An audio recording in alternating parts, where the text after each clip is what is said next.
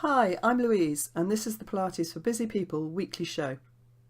This week I talked to Bex Armstrong, a menopause expert and founder of the Hey Clarity app, an app for women to improve their lives through mindfulness, relaxation and sleep.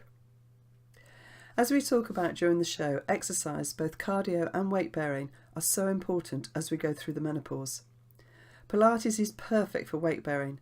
As we strengthen the muscles and ligaments, these in turn pull on the joints and the bones, helping with bone health. So, if you haven't done Pilates for a while due to time, then why not do Pilates at home, online? My 10-minute Pilates membership is perfect for all levels and all the videos are just 10 minutes long, but have a great impact on mind and body.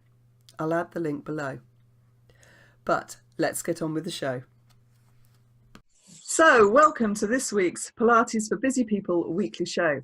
This week I have Bex Armstrong on, who is a menopause expert. So, Bex, welcome to the show. Hi.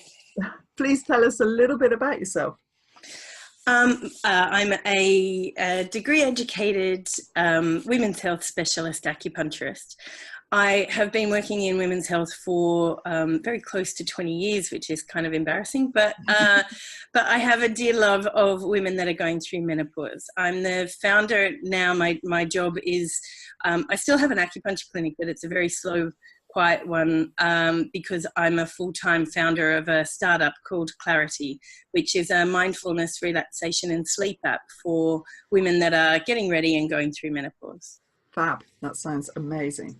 So let's just get a few sort of basics about menopause, and I know it's different in everyone, but what age does menopause tend to occur? So the average age is 51. But having said that, menopause, there's got to be a clarification of what menopause means. So menopause is the first day of the last period you have, and you only know that that is the last period you have after 1 year. So it's actually just one day. It's like a happy birthday, but like a lot of things that are women and gynecological health related, there's a lot of sort of misunderstandings. So the actual perimenopause, before your period actually finishes, can go for up to 7 to 10 years before you actually go through menopause, and then you can still get some symptoms after your period is finally finished. And that's probably another episode, actually, perimenopausal, because there's the body changes. Yeah, there's a lot of things happening. Perhaps we should have done that first. Anyway, never mind. I don't know how many people really, I don't know how many people understand the menopause, let alone the perimenopausal state. So perhaps that's what we need to do. So and again, as I said earlier, I know it's different for everyone, but what are the sort of main things that tends to happen to our bodies when we go into the menopause?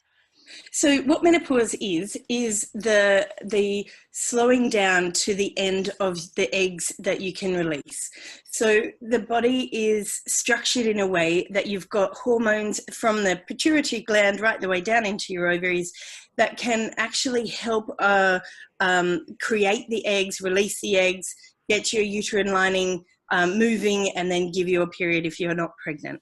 So what it is the decline of the egg state, and that will cause a hormone fluctuation as things are ending, because estrogen is released out of the ovaries and a few other places, but mainly the ovaries. Yeah. So what sort of signs and symptoms do people tend to have? I mean, again, it's different for everyone. Yes, it is different for everyone. So there's 32 mainly classified menopausal symptoms, which seems like a lot, but it doesn't. The main things are you don't get all of them, they don't all stay, and they can come and go, and the severity and frequency differs for everyone. But the main ones are, the ones that people know are anxiety, depression, hot flushes, night sweats.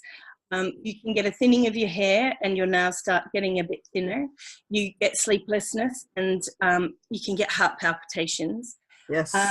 And the one that they don't talk about the most is vaginal dryness and vaginal atrophy, which is the vagina, the muscles of the vagina not getting the blood and the estrogen and moisture that they need, and it seizes up a bit. So and that also has the vaginal dryness. So that's one that's very, very common, but not spoken of. But it's interesting because I am in the menopause and have been for a while. And one of the things that I obviously didn't know much about it when I went to do it. And I had the heart palpitations, and I hadn't heard of that one before. And that is the one that caused me anxiety, because I was like, am I having a heart attack? I'm going to die. Yeah. Yeah. I think, yeah. And you have to remember in that we're also busy, and these are just everyday symptoms that everybody can have. It's just that you have them a bit more squashed together, and a bit more severe. But I think there's a lot that people don't know, and they won't, because they're getting their period, because they think menopause is your period just stopping, and they don't know what's happening. You just think you're going crazy, and the world has just changed, and you just don't feel like yourself. And that's the most common thing, is you just don't feel like yourself. Everything that used to work no longer works. No. So yeah. I know, and again, I've had quite a lot of experience of just my mood changing and everything, and just being horrible, which, I'm obviously not horrible, but, it was, that was the thing that got the most to me. It was just my moods and how I was reacting to people. So, I think if you think about a teenager, and when they're getting their period, a young girl getting her period, and how crazy that time is, add looking after your parents, looking after kids, having a busy job that is probably in management, running a house, trying to be nice to a partner. We need to give ourselves a break. Do you know, like, if you put a little teenager in that sort of scenario, boom, you all of a sudden you're kind of like, oh, the start is like the end. And again, I hadn't really thought about that, because you forget all that. So that's of course, it's a long time ago. Very long time ago. Anyway, so one of the things so obviously I'm interested in Pilates and exercise. So does the menopause affect how does it affect exercise generally, do you think? Motivation is one of the things that I sort of notice, is my lack of it sometimes. Yeah, I absolutely, the lack of motivation, because you don't feel good. It's very hard to go and do something that sometimes is going to hurt, or is going to be harder. The recommendations for when you're getting ready and going through menopause is that you have to go from a higher cardio to a more weight-bearing sort of exercise. So Pilates is brilliant for that. You can do yoga still, and also weightlifting. And so you've got to understand that your body's changing and the needs change. So osteoporosis is one of the biggest risk factors. Cardiovascular risk of stroke and heart attack and osteoporosis are the biggest things that we have to worry about after our periods are finished. So and you don't care about that when you're 30. But as you're going through, weight-bearing exercises are brilliant for osteoporosis. So something like Pilates, or weight-bearing exercises like deadlifting, or even just using the resistance bands, are very, very good to help the muscles work properly towards the bone health. And it's one thing, it's interesting actually, because I have a variation of people in my classes, from young to old, and it is interesting when I start doing like tricep dips with them and things like that, and they don't like it, but it's like, this is really important for you to keep your bone strength and things like that. And again that's another show, osteoporosis and the effects, but it's just so important. And women don't like to think that they can do weights, because they think they're going to build muscles and things like that. And it's the whole concept, and it's just so important. It's so important to bust that myth. I mean, the ones that are the weightlifting, the girls that go and do those competitions, that's a hell of a lot of weight that they're doing. It's not about that. It's slow, it's regular, it's consistent, and you won't get the big muscles unless you really try hard and change your diet and do all of those kind of things. But it definitely helps your mood. It lifts your mood, but also there's a couple of things in there. Also, being part of groups as well can help with socialization and help your mood. but the endorphins that you get post-exercise and feeling good, knowing that you've done something good for yourself, it can't be beaten. No, and that's a really, really good point, actually, because one of the questions that I was going to ask was, does it have a positive effect on how we go through the menopause? And actually, it does, doesn't it? And Yeah. as you Yeah. say, the socialization and all that is really, really important. So there's so many things that exercise can do for you, and they're very well researched, and especially as you age, it is so important not to let your self-care go. If you haven't had it before, get it. We're allowed to put the oxygen mask on ourselves, but you will feel better, you will look better, your blood and your energy will move, and so you won't get stuck. And it's a very nice little thing in Chinese medicine. They always say, if your head is stuck, move your body. Perfect. It's a really nice little way to kind of say, like, do your exercise, because it gets you out of a bad mental state. You have to think about something. Your blood and energy is moving, and you get the endorphin rush. So it is, I can't recommend exercise high enough. And that, I love that statement. I'm going to have to use that, but I love it because actually, I mean, one of the things I go on about all the time is that you just need to move regularly, and especially if you sit at a desk all day, you need to move. And we did a video earlier, which I'll put up for people to watch. It was with a physio about the effects of what happens on your body, and this is not with the menopause, but what happens to your muscles and stuff if you sit and don't move all the day. But the other thing is, and what I've noticed, I've just recorded someone with an executive coach, and she says if she takes her clients outside and goes for a walk, the clearness of their mind, they're more honest, and it just, everything just starts to sort of come together a bit better. Yeah, it's funny because I've worked for a few years in fast growth startups to get some training in tech, and I took everybody for a walk and we had to have discussions, and there's a good reason for that, apart from getting out and breathing, but you're not sitting there looking at each other, so it's non-confrontational, and people will open up when you do that. I think that's terrific. I think it's also worth remembering that you don't have to go fast. It's not about going fast, and you can run if you want, but it's not cardio, it's impact that you need, slow, regular and consistent.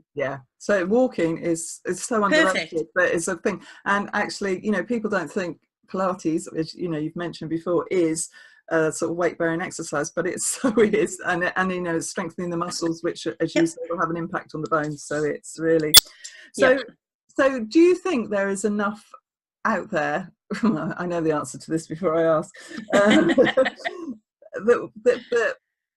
do you think people stop exercising because they're going through the menopause and they just think, that's not what I'm going to do, and it's harder to lose weight and it's harder to do this because I'm now of a certain age? I think that there's going to be a lot more evidence that comes out to disprove those theories. So stuck mind, stuck body. So force yourself to go and have a move, and even start with a walk, but definitely look towards getting your exercise in. And if you can, do it with a group. If you can't, just do it. But the weight thing's very interesting. It is known that there's a change in your gut, in the flora of your gut as you age. And so the foods that you could tolerate before, you can no longer tolerate. It is, we do, with the change in estrogen, we do get a bit of weight around our hips, but a lot of it is that we're not moving, we're not eating the right food, we're not adapting to the changes of our body and making the lifestyle changes. So you don't have to put on weight. It does change, but you need to change with it. And unfortunately, sugar's got to go. Oh, good. Anything, Thank you so much. anything that is nice and that you want is going to be bad for you, and it's just so unfortunate. But it causes inflammation. And the biggest thing that I noticed is alcohol. Is one, my taste change, and also that if I drink, like at the weekend, I tend to have a drink, and the night sweats for me just become intolerable. You know. I realised that I couldn't drink white wine at night. because I was waking up. My bones ached. It wasn't so much that I was hot sweating. My bones ached, and I thought, oh, I'm going to die. My bones ache. But wine is, we don't have in society a very good way to relax and socialize without alcohol. And it is hard for people, because I still have a drink. I don't drink much, to be fair, but I still like to have a drink. But there's not very many, unless you're going to take maybe weed, if it's legal in the places that you're watching. There's not many ways for you to. Alcohol is trying to get you out of your head a little, and relax you and force you into a relaxation, and that's the same as what weed will do. Or you could, that's about it though. There's not very many things you can do. You can go and have a bath, you can go and do those kind of things, but socially there's not a lot that you can do. And I go out and drink water, but the pressure that you get when you're drinking water, and sometimes I don't want to drink water, but I go on call a lot, because I still go and help ladies deliver babies. So I'm a doula. So I put myself on call so that I can't drink. It's a good way for me to do that little detox, but it's tough. I don't have an answer for that one, and it isn't good for you. There's nothing good about it other than the instant effect of relaxation. So I think we've covered lots of things here, and we could carry on with this. And I hope people have got some questions that, and if you do, just put them in the comments below, because I think it's a big subject that's not talked about. But I think the thing that I have got the most out of this is that, one, we need to exercise more, because that's going to give us the good things and help with our mood, and also with the effects of what's happening sort of hormone wise. But also, I think it's how we've got to adjust. I love this, that we've got to adjust ourselves with our eating and everything else to how our body's adjusting. And again, I don't think I've heard that before, and that's had quite an impact on me. So thank you for that. It is true though. Like you do. But lifestyle changes are hard, so take it one day at a time and do one thing at a time. Don't try and make big changes all together, because it won't stick. But know why you're doing it, and give yourself a really good pat on the back when you do something good. And how you feel, and sort of know how you feel from doing it. So that's brilliant. Anyway, I think we probably need to end it there. But Bex, thank you so much for coming on, and we'll put the links below for where people can contact you. And thank you very much for joining us. Lovely to have met you, Louise. All right, thank you. Bye. I hope you found this show as interesting as I did. I learnt loads and had some real light bulb moments too. Any questions, do make a comment below, and we will try and get them answered for you. If you have enjoyed this week's show, then please do subscribe to my channel so you don't miss out on next week's.